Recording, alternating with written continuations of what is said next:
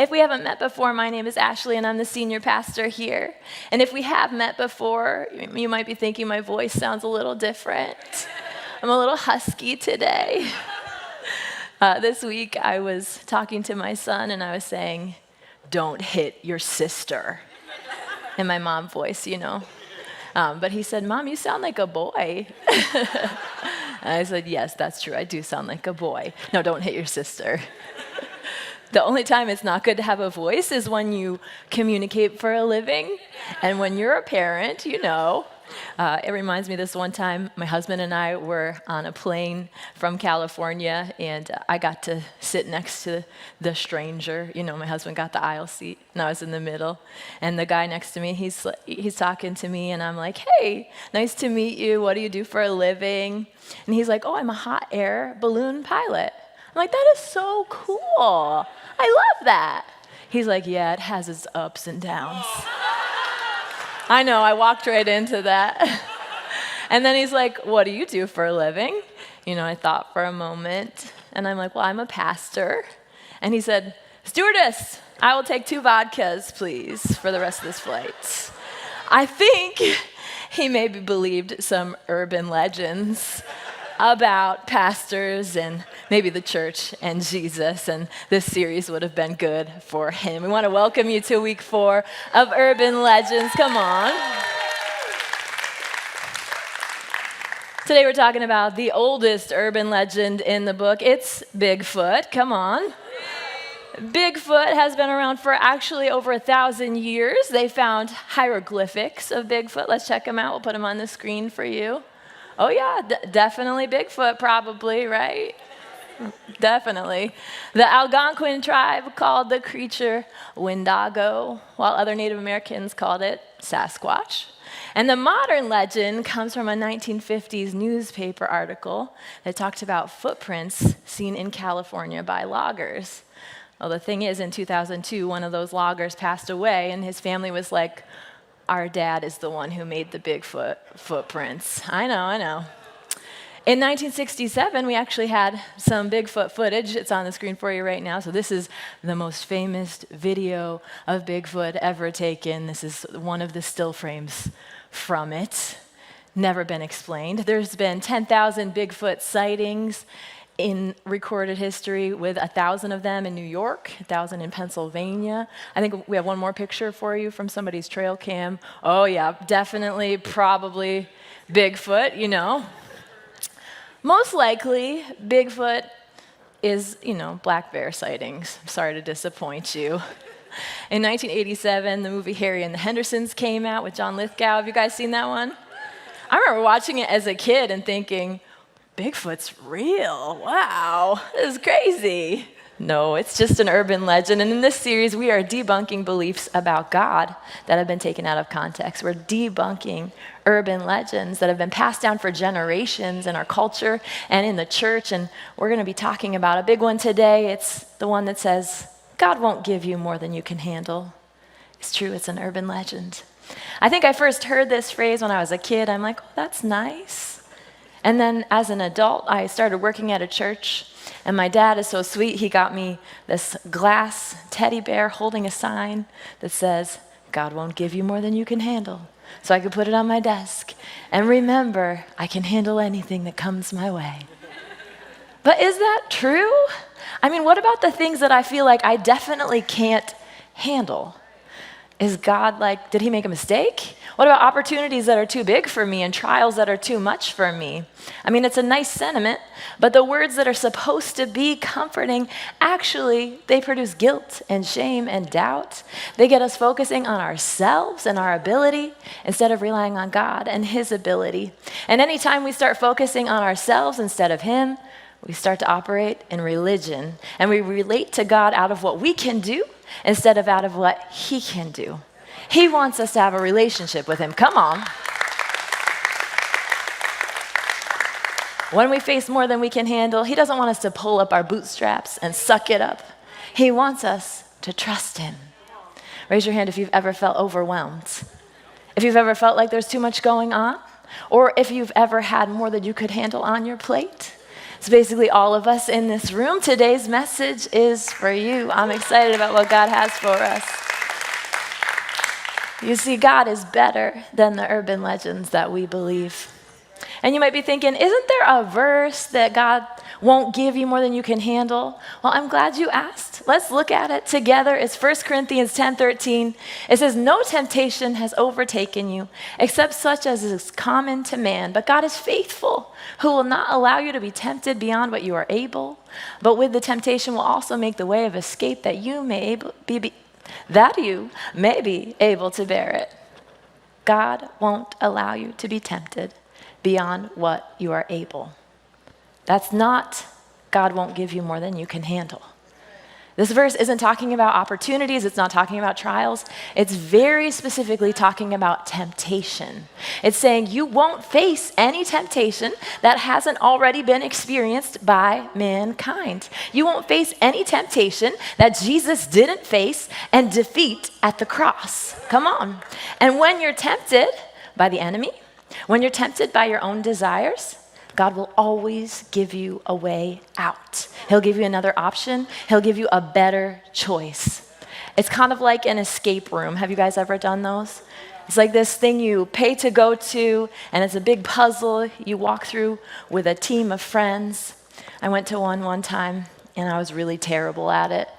And in every single room, we had to ask for a hint. We're like, we cannot escape this room. Will you just help us because I don't know what's wrong with us. We can't figure it out. I want to tell you, God's way of escaping is not complicated like that. He doesn't make it hard. In every temptation, he's like, there's a really obvious, easy answer. There's an option. There's a way to live greater. Hebrews 4:15 says, we don't have a priest who's out of touch with our reality. He's been through weakness and testing. He's experienced it all except for the sin. So let's walk right up to him and get what he's ready to give. Take the mercy, accept the help. Come on. Jesus was tempted in every way, but he did not sin. He did not miss the mark. He always trusted God. And he's not too good to hear your problems. He's not too busy to help with your troubles. He was tested in the desert by the enemy. And in every way he was tested, he responded with the word of God. He says, no, I believe in God and his truth. He felt every human weakness that we feel. Before he went to the cross, he was like, God, this is hard. Take it from me. But then he decided, not my will, but yours be done. Jesus felt everything that we feel. He experienced it all, and he never sinned. It's amazing. And now sin has no power over us when we trust in Jesus. So when we need help, we don't have to be afraid to walk right up to him and ask him for it. Come on. So God won't allow you to be tempted beyond what you can handle. There's always a way out. And that's good news. Tell the person next to you, that's good news. Come on. He won't allow you to be tempted beyond what you can bear. So when you're being tempted, remember, there's a way out. Look for the way out. Trust God. Now let's talk about the times that you will face more than you can handle. There are 2 times in life when you will face way more than you can handle. The first one is trials that are bigger than your ability to overcome on your own. And these trials do not come from God. The Apostle Paul talked about it. He said he was beaten, he was stoned, he was shipwrecked, he was in danger from all kinds of people. He almost died several times. And it's not that God allowed these things in his life. We talked about that last week. God does not take, he only gives. The enemy is the one who takes. The enemy is the one who tries to steal from you, who tries to hurt you. It's not God. Make sure you listen online if you weren't here last week. But Paul faced trials. He faced trials because of other people oppressing him, and he faced trials because of the schemes of the enemy. And they were more than he could handle.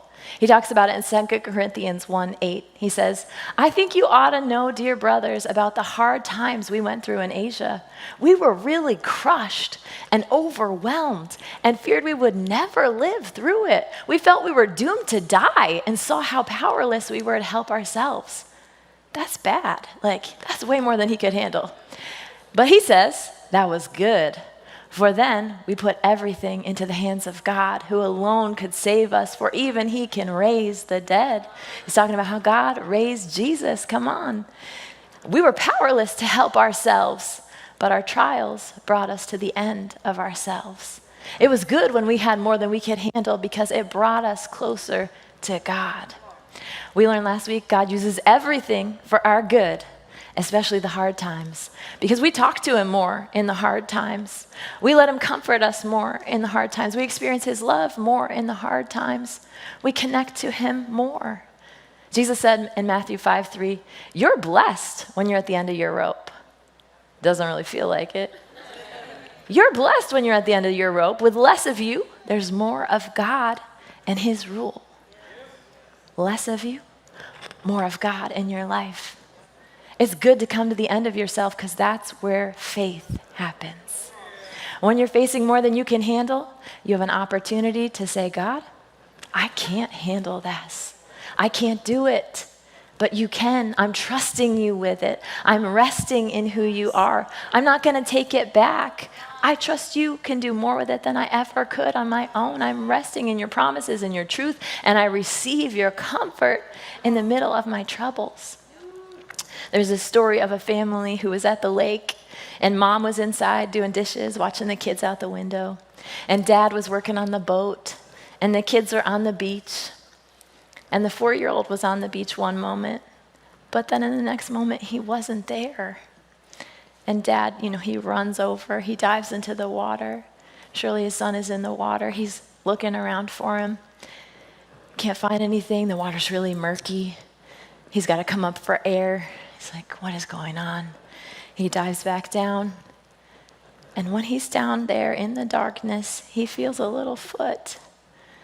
And he feels his son holding on for dear life to the pylon. And he's like trying to pull him off of there. He's prying his little hands off of there. And he takes his son, he gets him up to the surface. The son's fine, thank God. But when they were on the shore, the dad asked him, what were you doing when I was trying to pry you free? What were you doing down there, son? And the boy replied, I was just waiting for you, Dad. I was just waiting for you. When you're going through more than you can handle, sometimes the best thing you can do is hold on and wait for God. Have faith that he'll rescue you. Just like Paul, who said, I put everything in God's hands because we couldn't do it ourselves. We knew that God could save us. There will be times when the journey is too much for you. It was too much for Elijah in 1 Kings, and the angel said, this is too much for you. There will be hard times. There will be times that don't make sense. There will be things that you don't understand. In those moments, you need to remember you don't have to handle it on your own. When you're tempted, God will provide a way out. In times of trouble, you can turn to God to get you through. And then there's a third time when you'll have more than you can handle. And this is opportunities that God allows in your life that are way too big for you, but things that he absolutely gives you so that you can become who he created you to be. Ephesians 3:20 says, glory be to God who by his mighty power at work within us is able to do far more than we could ever dare to ask or even dream of, infinitely beyond our highest prayers, desires, thoughts, or hopes. God can do more than we ask, dream, imagine, or handle because of his power at work within us. Not because of anything we do, but because of who he is. For the rest of our time today, we're going to look at the true story of Gideon. And we find the story in Judges 6. And this was before Jesus, so God's people had turned away from him. They started worshiping other gods. And because it was before Jesus, God related to people based on what they did. So when they said, God, we don't want you, he said, okay, I'll remove myself from your land. He doesn't force himself on anyone. He allows us to choose. But now when we trust in Jesus, God doesn't relate to us based on what we do, but on the once and for all sacrifice of Jesus, which is really good news for us. So we find the Israelites, they're being attacked by the Midianites, and they were oppressed by them for 7 years. They were forced out of their homes. The Midianites would come, they would destroy their crops. It was a terrible time. And finally, the Israelites, they remembered their God, and they cried out to him for help. When you turn to God, he always responds to you. He says, when you call on me, I'll answer. And that's what he does. We see it in Judges 6:11. The angel of the Lord came and sat under the oak at Ophrah, which belonged to Joash the Abiezrite, as his son Gideon was beating out wheat in the winepress to hide it from the Midianites. All right, so we've got Gideon. He's in the winepress, and he's threshing some wheat so he can feed his family. And he's doing it in secret because he knows if the Midianites see, they're going to steal what little food that they have. And an angel of God appears. Verse 12, he says, the Lord is with you, mighty warrior. Then the Lord turned to him and said, go in this might of yours and deliver Israel from the hand of Midian. I hereby commission you. Gideon responded, but sir, how can I deliver Israel? My clan is the weakest in Manasseh. I am the least in my family. The Lord said to him, I will be with you, and you shall strike down the Midianites, every one of them. So the angel of the Lord comes, he says, you are a mighty warrior. And Gideon's like, that's not exactly who I am. I'm a farmer. I'm part of the weakest clan. And actually, of all the farmers in our family, I'm the least. Gideon's saying, God, you've got the wrong guy. I mean, that sounds great, but it's more than I can handle. And we do that sometimes too. We say no to opportunities from God because we're like, that's too much. I mean, thanks, God, but you don't know the places that I fall short. You don't know that I'm not qualified. I don't have the experience. I don't have the degrees. You don't know about the times that I messed up. But here's the thing. God sees you and he says, no, I see who you're becoming. So Moses made excuses. We'll see in Exodus 4:10, God tells him, go to Pharaoh, set your people free. Moses says, I am not eloquent, neither before nor since you have spoken to your servant. I'm slow of speech, I'm slow of tongue. And the Lord said to him, who made man's mouth? I love that. Or who makes the mute, the deaf, the seeing, or the blind? Have not I the Lord? Now therefore go, and I will be with your mouth and teach you what to say. And Moses went on to deliver his people from slavery. God asked Moses, who couldn't speak. God asked Moses, who murdered a guy. Yeah, that's right.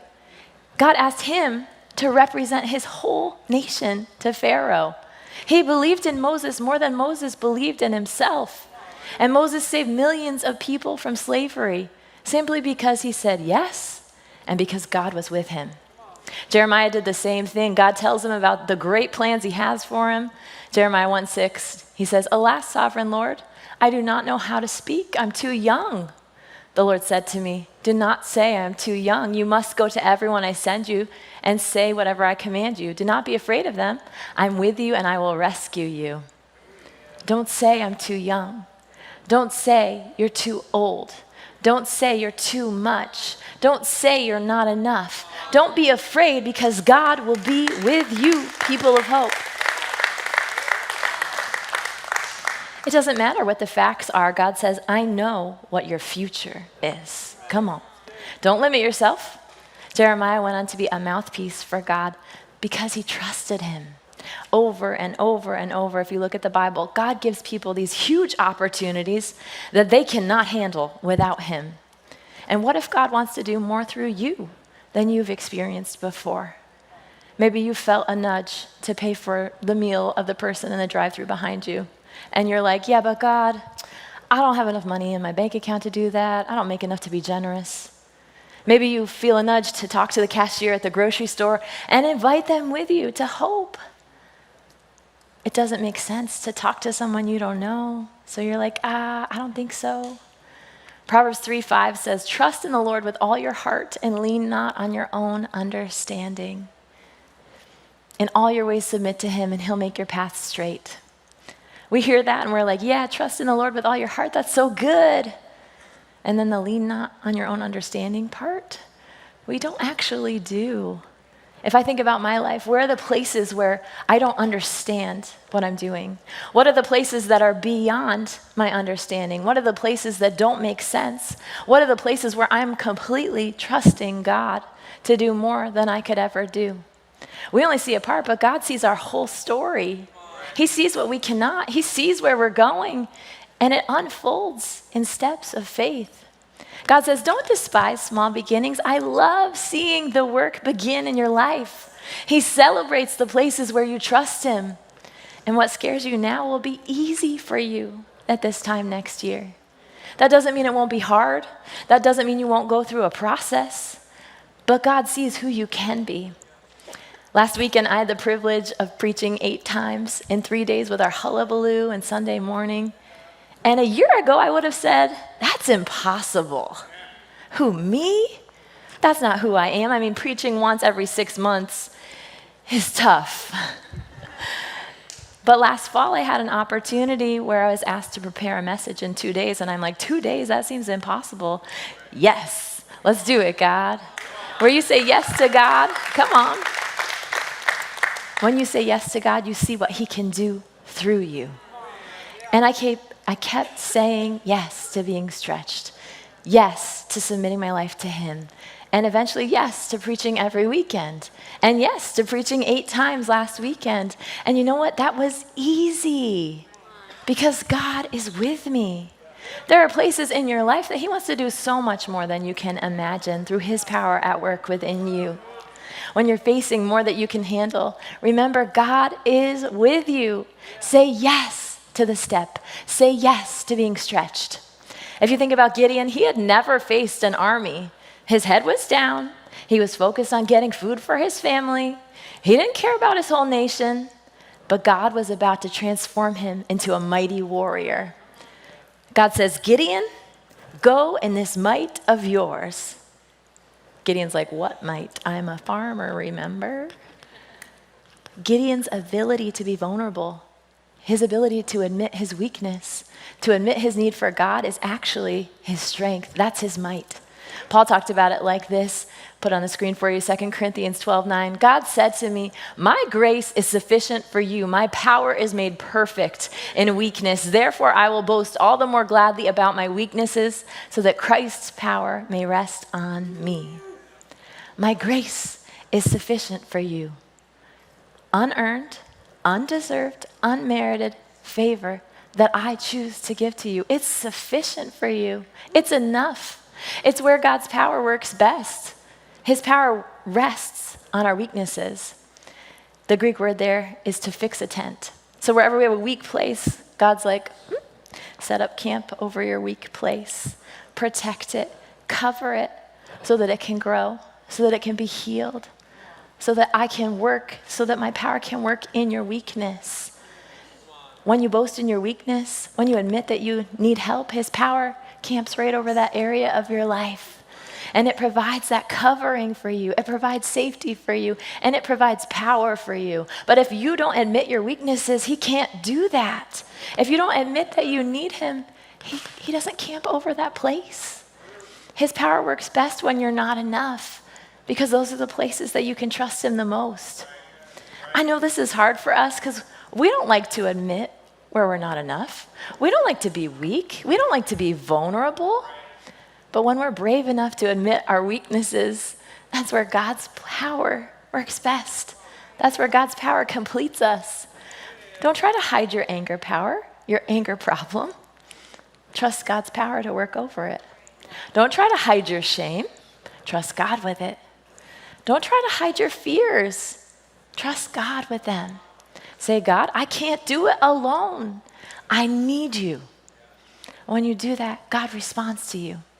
So God, he gathers troops to Gideon, which is amazing, 32,000 of them to face 135,000 Midianites, 4-1 odds, more than Gideon can handle.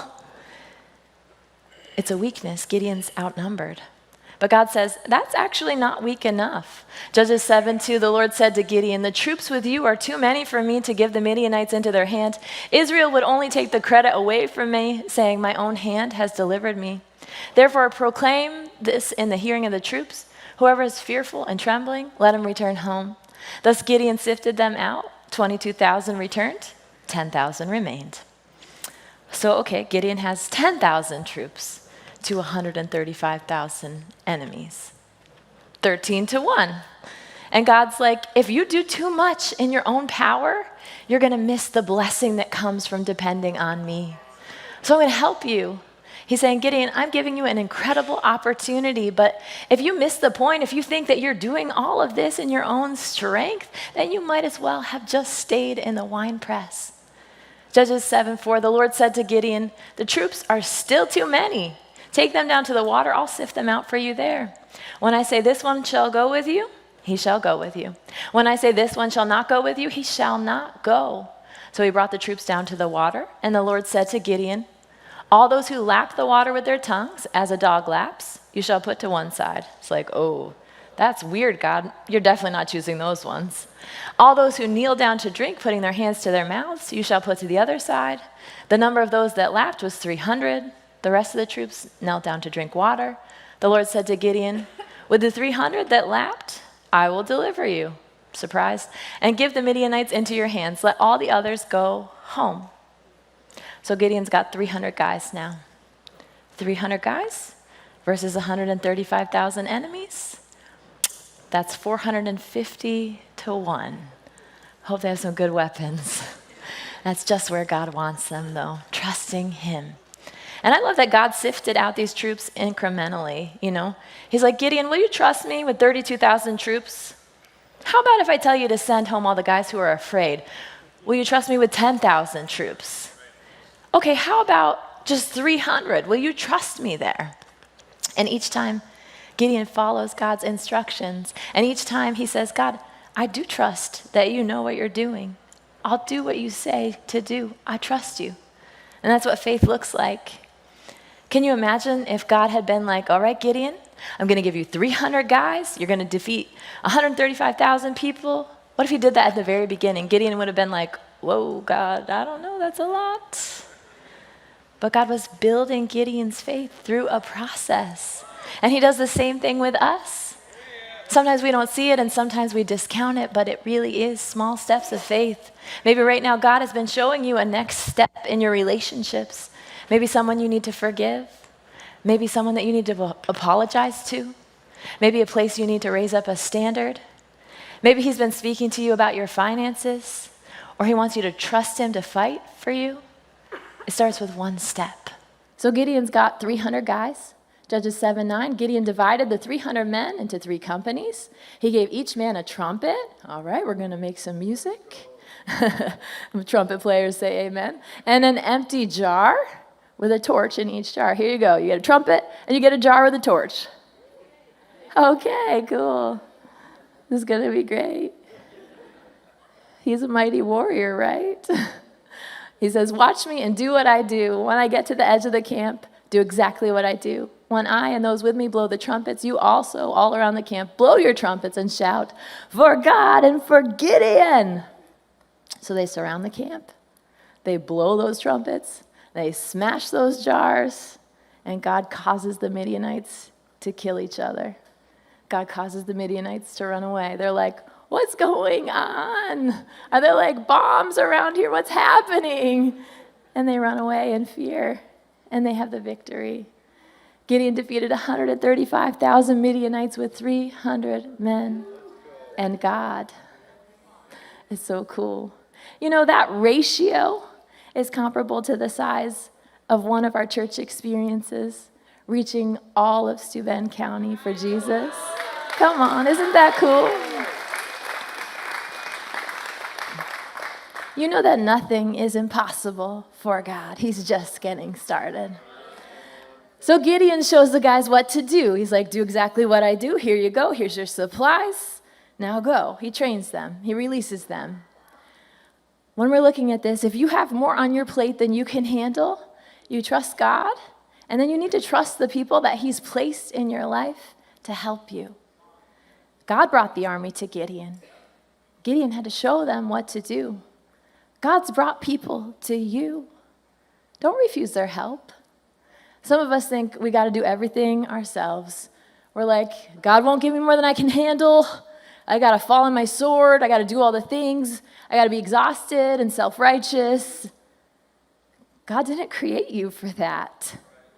In the same way, God doesn't do everything himself. He uses people. He uses us. He tells us, go and make disciples. When he could do it himself, he uses people. He's not asking us to do anything he hasn't done. He's not asking us to be superheroes and do everything all by ourselves. He's saying, I've put people in your life for a reason. If you look at my preaching, for example, yes, God has trusted me to speak every weekend, but not just me. He's trusted me to raise up other communicators. So I'm not the only one.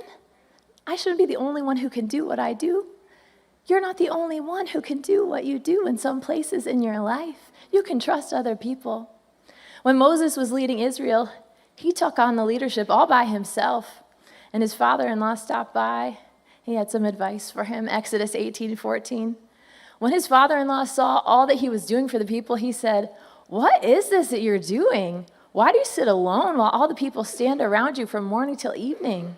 He said to him, "What you're doing is not good." A little criticism from the in-laws, okay. I'd like to see you lead all these people.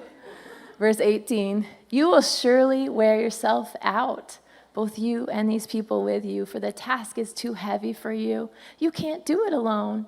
Teach them the statutes and instructions and make known to them the way to go and the things to do. Look for able men among the people who fear God, are trustworthy, hate dishonest gain. Set them as officers over thousands, hundreds, fifties, and tens. Let them sit as judges for the people. Let them bring important cases to you, but decide minor cases themselves. It'll be easier for you, and they'll bear the burden with you. If you do this and God so commands you, you'll be able to endure, and all these people will go to their homes in peace." So he's saying, if you try to do this all by yourself, you're going to get tired. You're going to wear yourself out, and you're going to burn out the people you're trying to help. But if you'll empower other people, you'll be able to endure. The people will have peace, and all those other people will have purpose. God wants you and the people around you to thrive. There's a better way. We all have a limited amount of time because we're human, but we have an unlimited capacity to empower other people. In every area of life, focus on the things that only you can do, the things that God has specifically for you, and empower other people to take on the rest. At home, anybody could really make dinner for your family, but only you can be the wife and mom, or the husband and the dad. At work, only you can lead your company, but you can empower others to do the rest, so you can focus on the leadership that your team needs. I love John Maxwell. He says, if someone else has a potential to do a job at least 80% as well as me, I train them. You need to hand something off. Maybe it's not just physical pressures, but maybe you need to share some emotional burdens too. They could be burdens from the opportunities that are in front of you, or they could be burdens from trials that you're facing. And that's hard for a lot of us. We want to be strong. Remember, God's power works best in weakness. When we can say, I'm a human, I have emotions, I have needs, we experience more of God and the feelings that He created us to embrace. In your marriage, if you will choose to be vulnerable to your spouse, it's an opportunity for connection.